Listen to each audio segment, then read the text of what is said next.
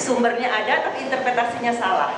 Sementara kalau halusinasi tidak ada sumbernya tapi diinterpretasi. Itu adalah proses kerusakan di sistem di otak.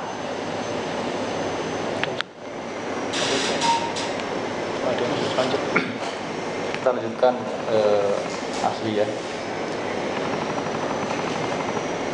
Secara kenormalan ahli ya, adanya penyakit skizofrenia ini, itu apakah bisa sembuh total seperti orang pada umumnya gitu, yang tidak pernah terkena penyakit tersebut, atau tetap akan ada kadar-kadar tertentu yang dia itu nggak bisa seperti manusia pada umumnya? Iya. Jadi kita ada ukuran untuk mengatakan seseorang penderita skizofrenia ini apakah remisi dan mencapai recovery. Jadi gini, kalau tadi seperti saya sebutkan, kalau kasusnya akut skizofrenia di bawah 2 tahun, pengobatan yang bagus, artinya early, jadi awal sudah dapat pengobatan, prognosisnya akan jadi lebih bagus. Biasanya dia akan remisi gejalanya, ya, dan dia bisa berfungsi kembali seperti orang lain atau seperti dia sebelumnya. Itu yang kita sebut dia recovery. Jadi gejalanya minimal atau hilang, dia bisa berfungsi lagi. Ya, tapi kalau kasusnya sudah kronis, seringkali nggak bisa. Ya, dia cuma bisa terkendali gejalanya, tapi ada penurunan fungsi. Jadi yang tadi dia bisa bekerja, jadi nggak bisa bekerja. Itu penurunan fungsi. Ya, ada juga yang kemudian sepanjang hidupnya dia harus dapat pengobatan untuk mengendalikan gejalanya. Jadi banyak tipe perjalanan penyakit dari skizofrenia. Ada yang berkelanjutan dengan penurunan fungsi, ada yang menetap gejalanya terus seperti itu, begitu. Jadi dalam konteksnya itu bisa sembuh atau bisa sakit permanen? Kita tidak mengatakan sembuh, terkendali. Artinya ya, bisa dikendalikan. Bisa. Tapi bisa juga tidak sama sekali. Terus menerus dengan kondisi sakit itu. Ya, kita selalu katakan orang itu sakit kalau fungsinya terganggu.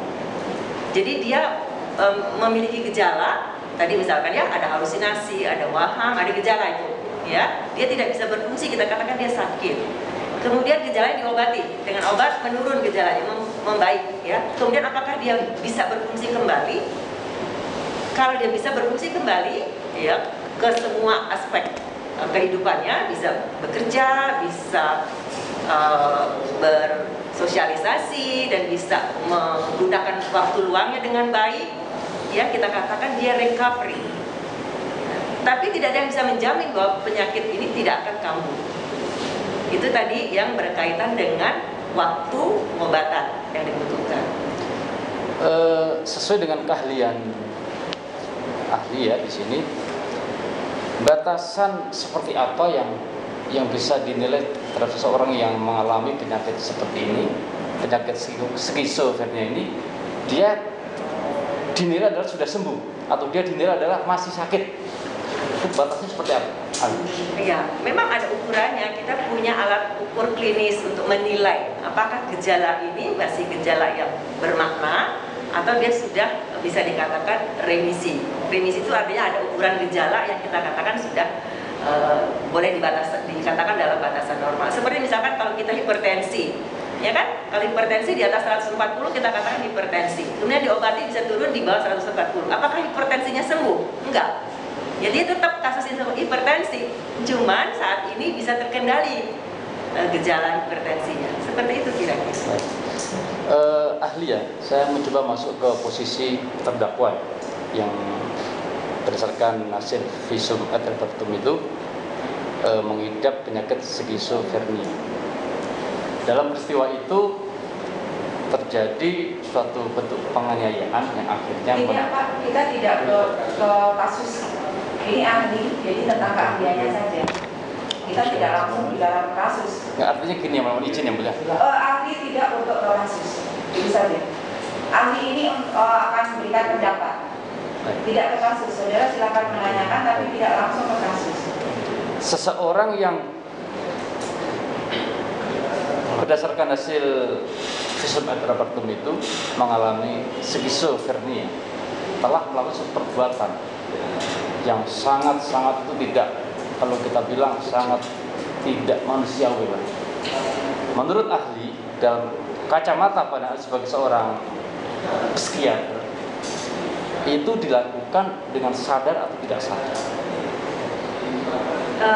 Kalau seorang pasien skizofrenia melakukan kekerasan, itu seringkali terjadi tindakan tersebut dipengaruhi oleh kemampuan dia menilai realita.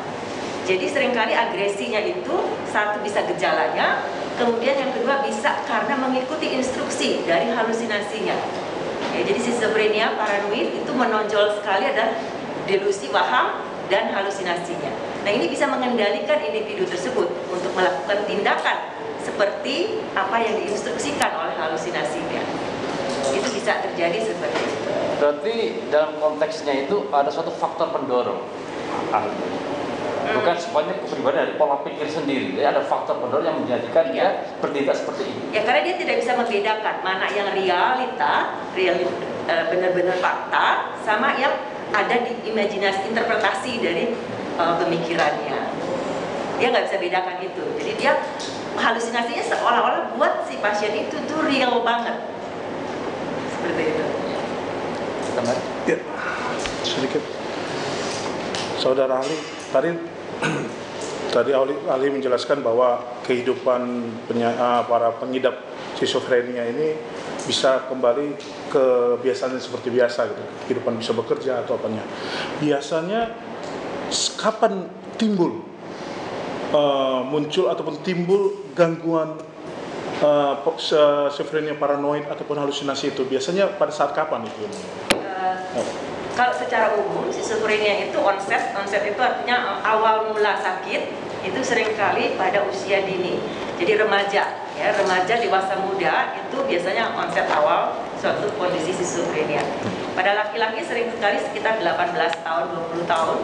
Ya, sementara pada perempuan itu lebih late, jadi antara 20-30 itu biasanya. Itu onset awal terjadinya perubahan sistem di otaknya yang akhirnya menimbulkan gejala dari skizofrenia tersebut.